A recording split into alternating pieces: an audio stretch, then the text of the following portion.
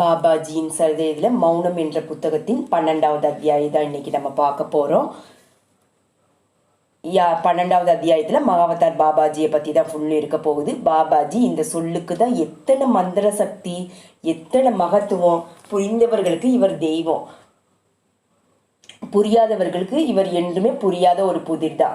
பாபாஜி யாரு, அவர் எங்கே பிறந்தாரு, எங்க வளர்ந்தாங்க, எங்க இருக்கிறாங்க, அவங்களோட வயது என்ன, இந்த கேள்விக்கு கோடான கோடி பேரிடம் இருக்குது.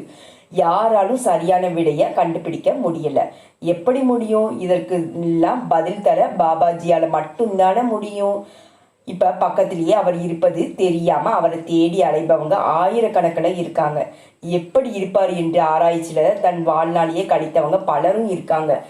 எந்த ரூபத்திலும் இருப்பார் என்பதை புரிந்து கொண்டாங்கன்னா இந்த ஆராய்ச்சி தேவை இருக்காது.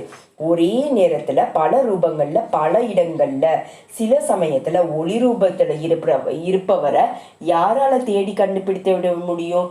ஆராய்ச்சியை நிறுத்திட்டு ஆத்மார்த்தமாக அவரிடம் சரணடைந்து தியானம் செய்வதால பாபாஜியை நம்ம தேடி போக வேண்டியதில்லை. அவரே நம்ம தேடி வருவார். அவரை தேடி வெளியே செல்வதை விட நம்ம தேடி உண்மையை உணரும் நிலைக்கு வரும்போது முன்னால அவர் வந்து நிற்பாங்க. பாபாஜியை பற்றி அறிந்து கொள்ளும் ஆவல்ல உலகம் முழுவதும் கோடிக்கணக்கானவங்க இருக்காங்க. இனம், மொழி, மத வேறுபாடற்று எல்லாருமே இவரை பற்றி தெரிந்து கொள்ளும் வேட்கையில இருக்காங்க. புரியாத புதிரான இம்மாம்பெரும் மகான பிறப்பு இறப்பு இரண்டு மற்ற இந்த புனிதனை பற்றி தெரிந்து கொள்ள ஆர்வம் கொள்வது இயற்கைதான். பாபாஜியை பற்றிய விவரங்களை யாராலும் ஒருமித்த கருத்தாய் சொல்ல முடியல. பலர் பலவிதமா அவங்களுக்கு கிடைத்த விஷயங்களை வச்சுதான் சொல்றாங்க. பாபாஜியை தட்சிணாமூர்த்தி அம்சம்னு 2500 வருடங்களுக்கு முன்னாடி கல் அக்னிநாத் என்ற பேர்ல தட்சிணாமூர்த்தியாக தோன்றினார்னு சொல்றாங்க. புராணங்களிலும் இன்னும் சிலவற்றிலும் அவரை குரு கோரக்ஷநாத் என்று சொல்லப்பட்டிருக்கு. நாத் பரம்பையினர் அவரை சிவகோரக்சர் என்றும் அவர் சிவபெருமான் அம்சம்னு சொல்றாங்க. யோகி ராமையா அவங்க பாபாஜி தமிழ்நாட்டில் பிறந்தவர்னு முருகனின் அம்சம்னு சொல்றாங்க. அவரது பிறப்பை பற்றிய விவரங்களை பாபாஜியே தன்னிடம் சொல்லியதாக யோகியார் வந்து சொல்லியிருக்காங்க. தியாசோகபில் சொசைட்டியை உருவாக்கிய மேடம் பிலாவத்சகி பாபாஜியை வாழும் புத்தரான மைத்ரேரியராக அடையாளம் கண்டதாகவும் அவர் உலகிற்கு உண்மையை விளக்க வந்திருக்கும் உன்னத ஆசிரியர்னு சொல்லியிருக்காங்க. பாபாஜியின் மறுபிறவி மறு அவதாரம் தாங்கள்தான்னு பலரும் சொல்லியிருக்காங்க. நைனிடால் பாபாஜி, ஹரியகான் பாபாஜி, ஹைடகன் பாபாஜி போன்ற பலர் தாங்களே பாபாஜியின் மறுபிறவினும் அந்த சுழற்சி நடைபெற்று கொண்டிருப்பது தங்களுக்கு மட்டுமே தெரியணும் சொல்லியிருக்காங்க. இதை நம்ம ஏற்றுக்கொள்வதா என்பது நம்மால முடிவு செய்ய முடியாத விஷயம். ஏன்னா அவர்களுக்கெல்லாம் ஏராளமான சீடர்களும் பக்தர்களும் இருக்காங்க. அவர்களது மகிமையே போற்றுறாங்க. கனடாவில் ஒரு சிறுவரை பாபாஜியின் மறு அவதாரம்னு சொல்லி சிலர் விளம்பரப்படுத்தி கொண்டு இருக்காங்க. பாபாஜியை பற்றி யாராவது ஆராய்ச்சி செய்து வர்றாங்கன்னு தெரிந்துவிட்டால் வேறு வேறு இடங்கள்ல அழைப்பு வந்து விடுது. பாபாஜியின் மறுபிறப்பே இங்கே இருக்கிறார், வந்து பேட்டி எடுத்து வெளியிடுங்கள்னு சொல்றாங்க. இதில் உண்மையானவர்கள் யார், தவறாக பயன்படுத்துபவர்கள் யார் என்பது பாபாஜிக்கு மட்டுமே தெரியும். தவறானவர்கள் படும் பாடு கூட அவருக்கு தான் தெரியும்.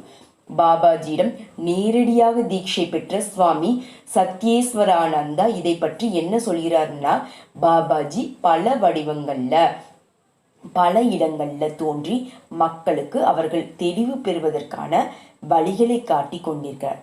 அதே நேரத்துல பாபாஜியின் சீடர்கள் அவரிடம் கொண்டுள்ள அதிகமான பக்தியினாலும் பாபாஜி தங்களுக்குள் முழுவதுமா ஐக்கியமாகி விடுவதாலும் தாங்களும் பாபாஜியாக மாறிவிடுகிறார்கள். தாங்களும் பாபாஜின்னு சொல்றாங்க.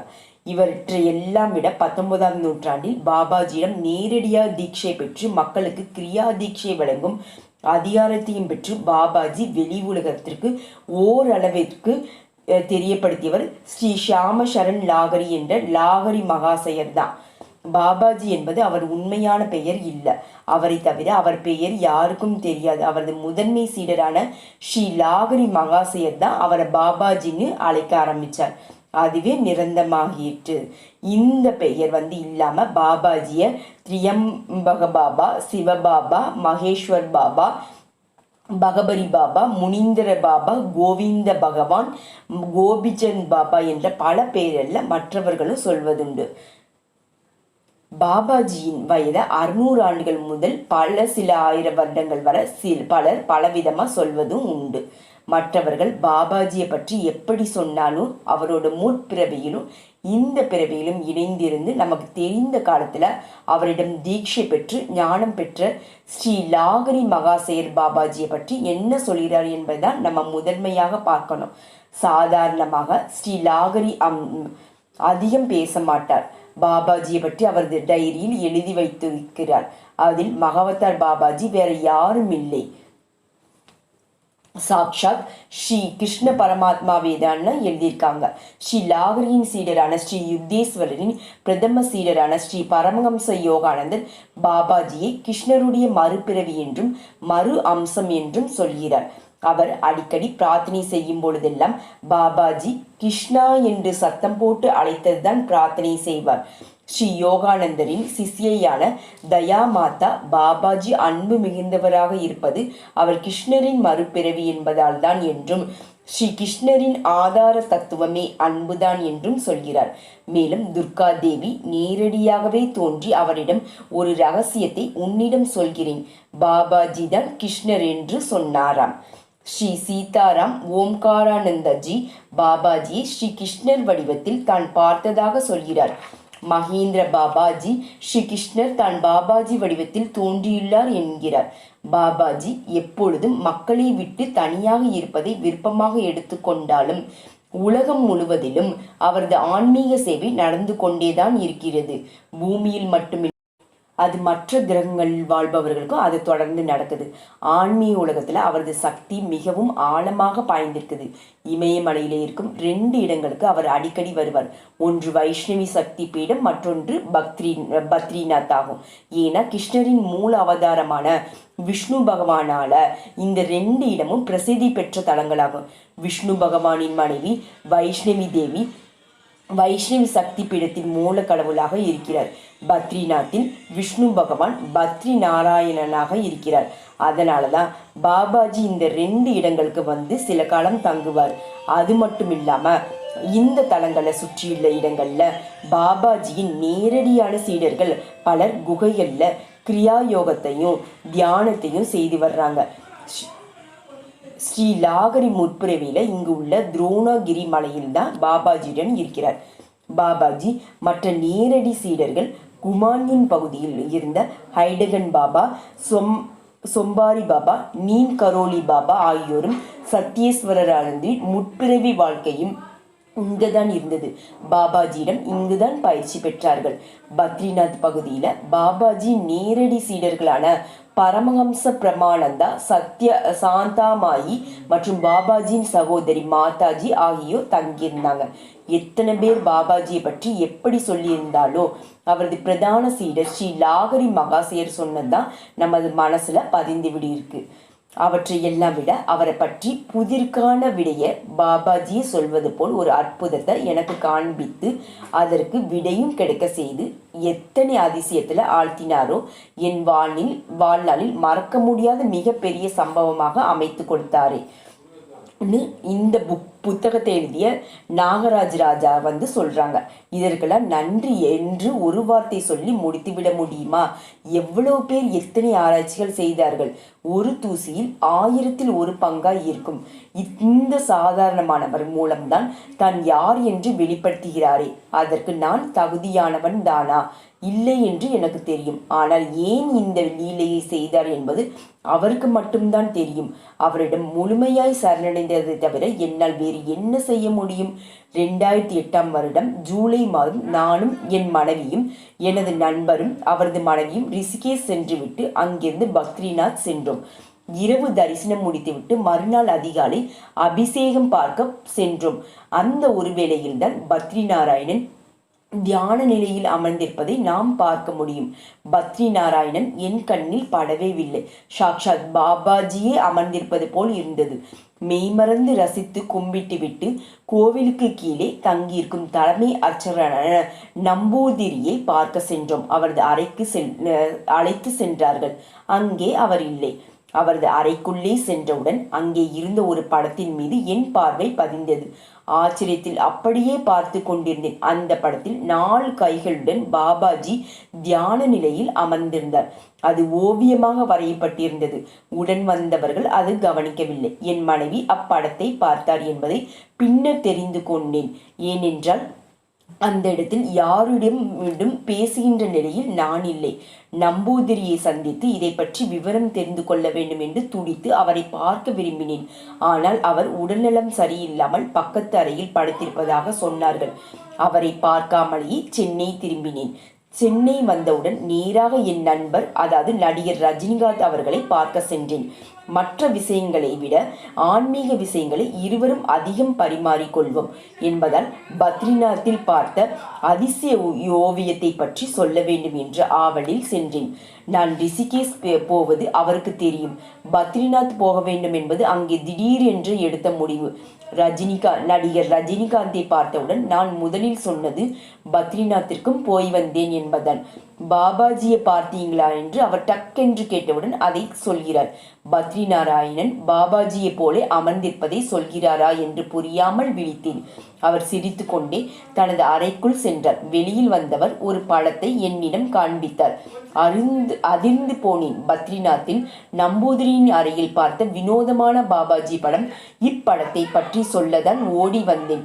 இது எப்படி உங்களிடம் இருக்கிறது? இதை பற்றி நீங்கள் ஒன்றும் சொல்லவில்லையே என்று ஆச்சரியத்துடன் கேட்டேன். அதற்கு முன்னர் அவர் ரிஷிகேஷ் சென்று வந்தார். அவரும் திடீரென்றுதான் அங்கிருந்து பத்ரிநாத் சென்று. நண்பர் ரஜினிகாந்த் பத்ரிநாத் போய் வந்தது எனக்கு தெரியாதுன்னு நாகராஜ் ராஜா சொல்றாங்க.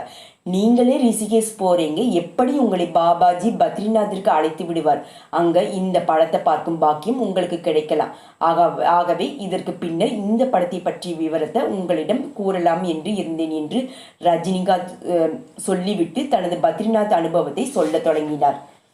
நான் பத்ரிநாத் சென்றிருந்த போது அங்குள்ள நம்பூதிரியை சந்திக்க அவரது அறைக்கு சென்றேன்.